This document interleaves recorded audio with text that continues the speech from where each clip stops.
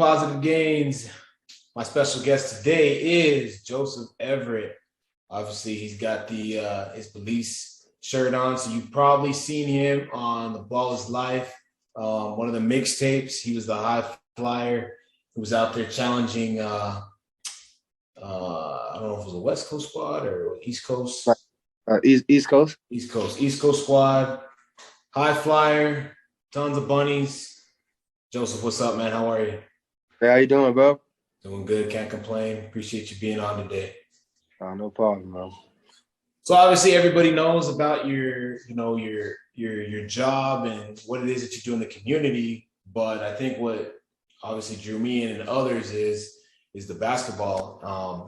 Not many times do we see a positive influence in communities now, stopping and playing with kids or just, walking and talking. So to see you in action, in your uniform, I think that brought a smile to a lot of people's eyes. With that being said, background information, like where did you grow up? How did basketball factor into all that? Yeah, so I grew up. I don't know if you're familiar with Florida, but I grew up in Jacksonville, which is like Okay. one of the last cities before you hit Georgia. A lot of violence there, high crime area. I grew up in basically a bad area. So, when I was younger, I loved basketball. And I've always been a bat since I'm talking about like second grade. I've been playing basketball. It's been that long. Middle school basketball, high school varsity. Got a couple scholarships to go hoop. I went JUCO at first. I went to a college called Southwestern Community College. Ended up getting an offer from Prairie View University, which is a D1 basketball college. Blew my knee out right before I was supposed to go there. So I ended up going right back to Jacksonville. Had my son, and then I was just like, well, am I going to go back to school or get a job? So I was like, well, I'm going to get a job, and that's how I ended up becoming a police officer, actually. Like, my mom was like, my mom passed away. My mom passed away last year, so she was like, you ever thought about becoming a police officer? And at first I'm like, hell no, you grow up, I don't be no damn police officer. And then I was like, you know what? I got a son now. So I ended up applying for the sheriff's office in Jacksonville, and I ended up getting hired there. And my law enforcement career started from there. So what's been the feedback like, when you're out in the community, walking and talking to people? Obviously you're not, arresting all kinds of folks like that all the time. A lot of it's just, people, person, business. So what do people tell you, when you're out there and they see you on, trending on YouTube and Twitter? It's crazy, bro, because I just recently moved, right? So I walk in the U-Haul place, and he's like, are you the officer from Ballislife? Yeah, that's me, bro. He's like, oh man, I gotta take a picture with you. Like, bro, it's been crazy. But like everywhere I go, can I get a picture with you? Or you the officer that's playing? Like, bro, I love the energy, bro, because I feel like it brings a different type of outlook to the community. You feel me? It's not always people hating the police. They actually bring joy when they see me, knowing that they know what I do. Like it was crazy because he was like my girlfriend didn't believe me that I came in front of you and I saw you. I'm like, wow, that's people out here telling their girlfriends they saw me off of a 3-minute video, bro, that they posted on IG, man. I love it, bro. I love bringing a positive outreach to the community, bro. I love it. Yeah, so and in a way, I guess you still get basketball, even though you're not officially playing anymore. So it's still a way that you can connect. So how did that whole situation come about? Did you find out that they were going to be there? So I already knew some of them already from hooping with them before they even started the little East Coast squad tour. So they would. Okay.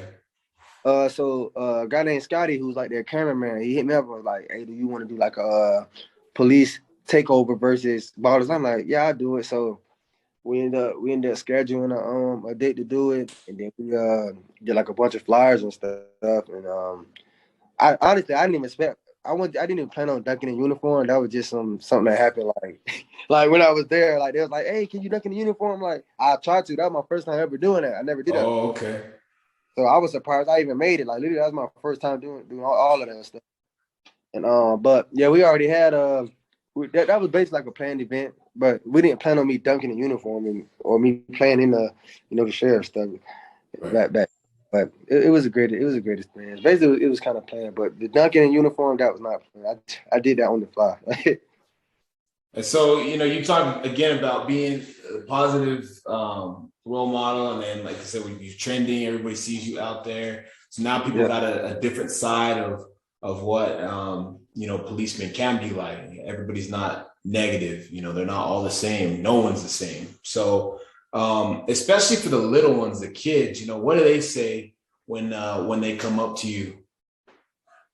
Well, the kids they basically say like they always ask, how did you become a cop, or how long did it take, or do you like being a cop? Like, Right.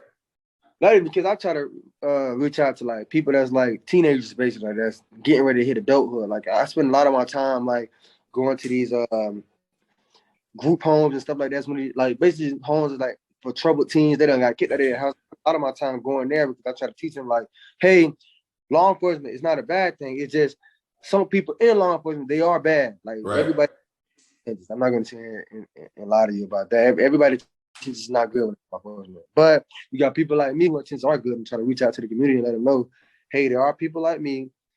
We love what we do. We're here to serve the community. So, I feel like I'm basically like a kind of a role model to a lot of kids. A lot of people, they don't have fathers in their life, or they don't even have a good role model, period.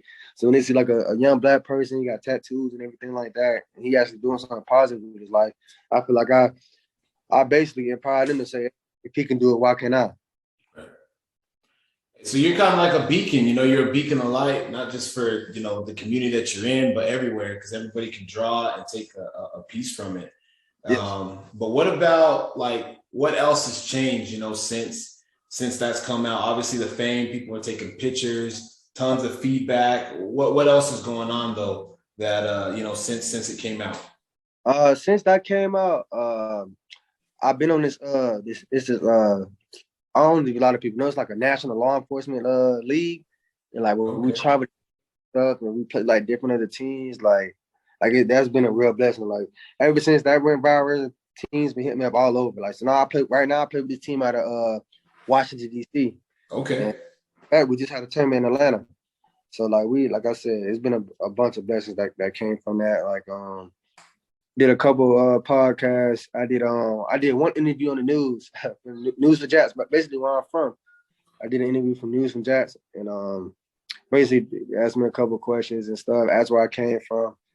But a lot of blessings that came out of since I got posted on Ballislife. What's been the oh I'm sorry, go ahead. No, you good, bro. What's been the best thing though so far from this whole experience that you've been able to take from it, if you had to pick one? I'd say just how people react when they see me. Like they don't. It's not a hostile like approach. It's just like, hey man, I remember you from Ballislife. It just a positive feedback, which is what I love the most. I always want to get that out of the community. It's not oh, why you pulling me over? Like even when I'm doing traffic stops, oh man, you don't always in Ballislife. Yeah, that's me. Like it just honestly, it's like almost every other person I come in contact with has been just a positive vibe. Like basically, like everybody know me now. My face been on the news. I've been on Instagram, Snapchat, Facebook. I've been everywhere, Twitter, Yeah. like And, everywhere. and so I guess with like advice, like you said, you reach out, you go to these group homes, you kind of help these troubled kids with different things and trying to give them a different outlet. So what else would you say to maybe the kids that you can't travel to that maybe will watch this interview and maybe they were wanting to be a ball player and something that happened to them, they blow their knee out and they think all hope is lost? Yeah, just stay positive, man. Like, I mean, I don't know how other people are, but like I believe in God and stuff. So like just pray and stay positive, bro. Because like, one door might close, but you never know what God might be doing for you in behind another door. You feel me? Like everything. I feel like in this world, everything. Oh, I'm sorry. You good? I feel like in this world, everything happens for a reason. So you gotta stay positive. Don't ever let anybody influence you to do nothing that you don't want to do. Like if you got something that you got a goal that you want to set, anything is possible if you put your mind to it. So just stay positive and like I said, never be an influencer. Never let nobody influence you to do something you don't want to do. If you feel like you have to do that, you don't feel like not right in your mind. My last question before I let you out, did you get flack for choosing to be a police officer? Was there a lot of naysayers that said, "What are you doing? Why?" Did you get any of that? Hell yeah. I still get it, bro. Like, to this day, bro.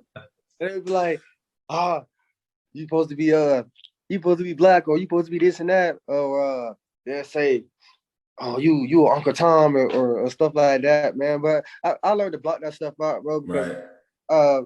I learned a long time, like, if you're really my friend, you're not gonna judge me off of my career. Right.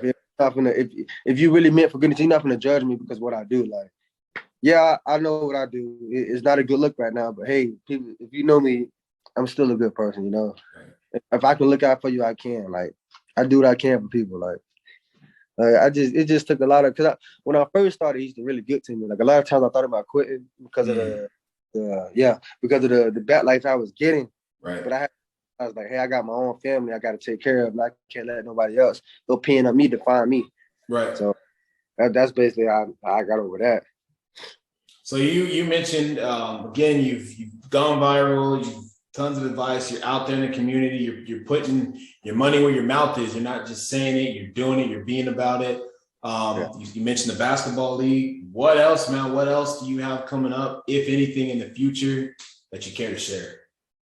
Yeah, I plan on doing a couple park takeovers where I come out in uniform to a couple of cities. I'm just trying to figure out where I'm gonna do them at. But I already Okay. got I got my YouTube channel now. I'm just waiting to figure out getting everything situated with my job and stuff, so I can know what they post and what they'll let me wear when I go out to these different cities and things. But I'm getting ready to start a like a national like park takeover where I come out in uniform, play against people in my uniform and things like that. Basically, like how I did in the bars like thing.